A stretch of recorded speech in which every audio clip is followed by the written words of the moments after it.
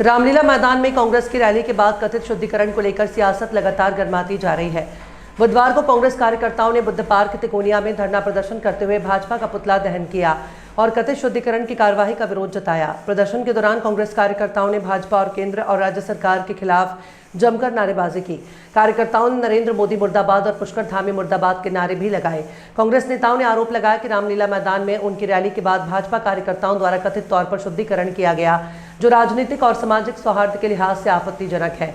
कांग्रेस ने इस मामले को लेकर जिम्मेदार लोगों के खिलाफ कानूनी कार्रवाई किए जाने की मांग की है। प्रदर्शनकारियों का कहना था कि सार्वजनिक स्थान पर इस तरह की कथित कार्रवाई से समाज में गलत संदेश जाता है। कांग्रेस ने प्रशासन से पूरे मामले की निष्पक्ष जांच कराने, शुद्धिकरण करने वाले लोगों की पहचान कर उनके खिलाफ नियम अनुसार कार्रवाई की मांग की है। नकली लोग ना नकली शुद्धिकरण करते हैं, इनको चाहिए ये शुद्धिकरण करवाएं।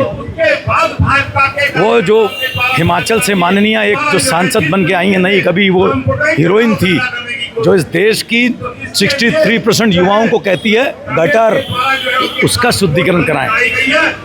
ये इस देश की संस्कृति का परिचायक है। बाबा साहब भीमराव अंबेडकर ने सबको ये वो दिया है। मैं एक बात कहना चाहता हूँ रेहान भाई, किसी भी तरह का सफाई कम से कम भारतीय जनता पार्टी को देने की ज़रूरत नहीं है। अगर उसमें कोई नारे लगे भी तो इस स्वाभिमानी, अगर कोई नारे लगे हैं और उसके पीछे कोई हिंसा नहीं है, तो मैं कहता हूँ कोई गलत नहीं है। मैं सनातन धर्म में पैदा हूँ ना, मैं पैदा हुआ हूँ ना रेहान भाई, मैं जय श्री राम लगाता हूँ ना, वो मेरा प्रोवोकेटिव है। अगर कोई इस्लामिक पद्धति को मानता है और वो अपने इस्लाम के अंतर्गत अपने शांतिपूर्वक नारे लगाता है, तो उसमें कौन सा गलत है?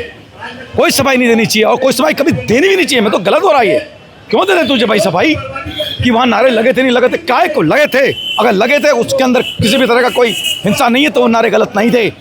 उसकी अपनी पद्धति है, ये संविधान ने हमको अधिकार दिया है। शांतिपूर्वक तरीके से कोई लगाया जाए तो आप शुद्धिकरण पे आ जाओ। अरे शुद्धिकरण तो इनको अपनी आत्मा का कराना चाहिए। शुद्धिकरण भारतीय जनता पार्टी जब इस देश से चली जाएगी तो इस देश के हिंदू, मुस्लिम, सिख, ईसाई मिल करके इस देश की संसद का शुद्धिकरण करेंगे, आप देख लेना। और शुद्धिकरण तभी होगा जब ये देश से बाहर चले जाएं। अति कर दी इन्होंने पूरे देश के अंदर, पहले हिंदू मुसलमान फैलाया, वहाँ जब पीक में पहुँच गया, इनकी समझ में आ गई, तब अब क्या करें, उन्होंने दलित और हिंदुओं के बीच में और गैर दलितों के बीच में एक टुकड़ा करा दो। देश के अंदर ये जो परिस्थितियाँ पैदा हो रही हैं, दिख गया सबको। जेनजीज में जो जेनजी आंदोलन दिल्ली में हुआ, सब ने मिलकर करा।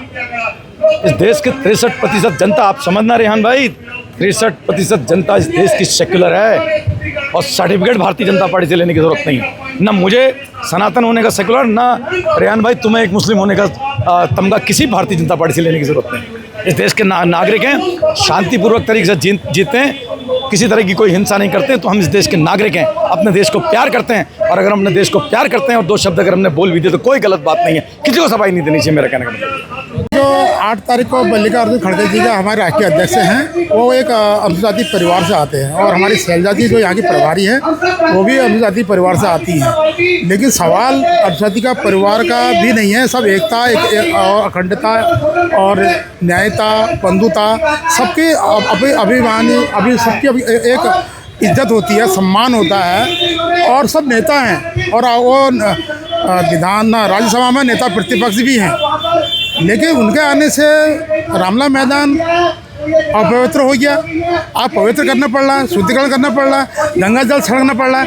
ये क्या मानसिकता भारतीय जनता पार्टी के कार्यकर्ता जो इस तरीके से पूरे देश को बांटने की बात कर रहे हैं, तो बड़ा अफसोस की बात है, बड़ा दुख हुआ है, आहत हुआ है। वो लोग जो अनुसूचित जाति के व्यक्ति का अपमान हुआ है, ये अपमान हम सहेंगे नहीं।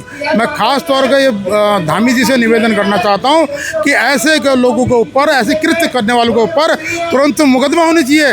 लेकिन कैसे अपमानित कर सकते हैं आप एक अनुसूचित जाति के व्यक्ति? कितने लोग आपके उसमें भी हमारे अनुसूचित जाति के व्यक्ति मंत्री हैं आपके कैबिनेट में, तो किस तरीके से एक आदमी हमारे वो जिसमें कि जो पात्र हैं हमारे लोगों में, कलाकार हैं, उसमें जो राम लक्ष्मण जो पात्र होते हैं, उसमें हमारे अपने लोग हैं, उसमें अध्यक्ष रहे हैं। आज शुद्धिकरण करने की जरूरत पड़ी है, लेकिन जिस तरीके से पूरे उत्तराखंड में तो अनुसूचित जाति का अपमान कर रहे हैं, यह अनुसूचित जाति व्यक्ति कहीं भी आपको बख्शेगा नहीं, ना ही अपमानित की जिंदगी काटेगा। इसलिए हम लोग आज बुद्ध पार्क में एक धरना प्रदर्शन के साथ साथ, विरोध प्रदर्शन के साथ साथ एक यहाँ पर पुतला दहन भी करेंगे और हम सिटी मजिस्ट्रेट जी के द्वारा राष्ट्रपति मुहिम को एक ज्ञापन भी सौंपेंगे।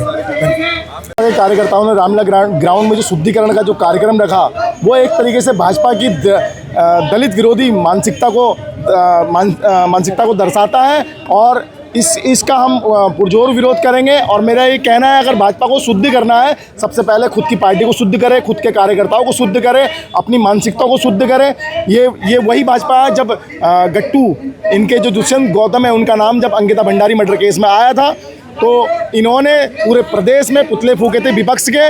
आज मैं पहली बार देखा था कि विपक्ष के पुतले कोई सरकार सत्ता पक्ष की पार्टी कोई विपक्ष के पुतले फूक रही है। लेकिन आज जब हमारे तीन राष्ट्रीय स्तर के, प्रदेश स्तर के नेता, दलित चिंतक नेता हमारे वहाँ कोई कार्यक्रम कराते हैं रामलीला ग्राउंड में, उसके बाद भारतीय जनता पार्टी के लोग वहाँ पर आके उस मंदिर को, उसको मंदिर स्थल बोलते हैं, उस मंदिर का शुद्धिकरण करते हैं। मैं ये भाजपा के कार्यकर्ताओं से, पदाधिकारियों से और नेतागणों से मैं ये पूछना चाहता हूँ कि मंदिर को कभी शुद्ध किया जाता है क्या? मंदिर पे कोई भी अपवित्र आत्मा भी अगर आती है, वो शुद्ध होके जाती है। क्या नाम है आपका? विनोद कुमार पिन्नू। तारीख को हमारी एक संघनाथ, कांग्रेस पार्टी की संघनाथ रैली का आयोजन किया गया था, जिसमें हमारे राष्ट्रीय अध्यक्ष आदरणीय मल्लिकार्जुन खड़गे जी आए थे और हमारी रैली को भारतीय जनता पार्टी के द्वारा और पुलिस प्रशासन द्वारा खराब करने का कार्य किया गया। और ये यहाँ तक जब इनकी मनमानी नहीं चली, तो इन्होंने हमारी रैली ख़त्म होने के बाद उस गंतव्य जहाँ पर हमारी रैली हुई थी, जैसे कि रामलीला मैदान में, तो वहाँ इन्होंने शुद्धिकरण करा है, जो कि एक बहुत ही निंदनीय कृत्य है। और दलित वर्ग के समाज से हमारे राष्ट्रीय अध्यक्ष जी बिलोंग करते हैं, हमारे प्रभारी जी बिलोंग करते हैं और हमारे नेता प्रतिपक्ष भी